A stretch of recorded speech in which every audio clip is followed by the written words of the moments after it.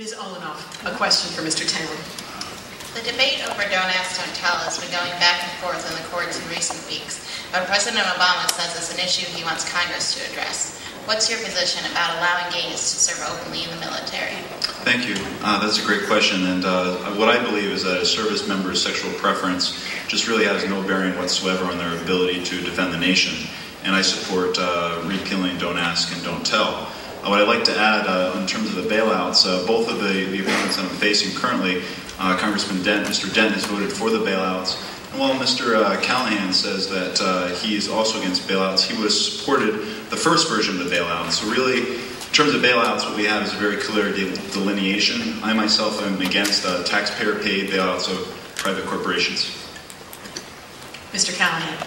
Well, let me make it clear, I've never supported the Wall Street bailout. I will tell you this, in terms of Don't Ask, Don't Tell, I do think that this policy needs to be ended. I agree with the Secretary of Defense. I agree with our Joint Chiefs of Staff, Admiral Mullen, that this is a policy that should end, and it should end now.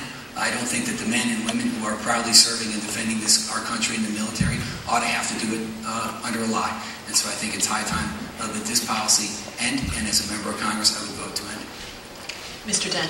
I believe this policy needs to be reformed and needs to be changed, but Secretary Gates and Admiral Mullen, they want to change, but they don't want to change now.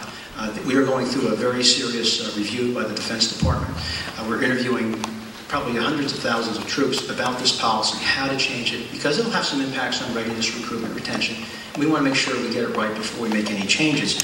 That's very clear, but first we must hear from the troops about how we should go about making the change. That review will be brought back to us in December. We should take in that input before we make any serious changes. By the way, the earmarks that he had requested, he did request 14 from my office this year, and he also has included the R&D tax credit now as pork, as he refers to the TARP, which he supported, then he said he didn't support, but very clearly he has supported, he is now calling the R&D tax credit alternative minimum tax relief for taxpayers as pork.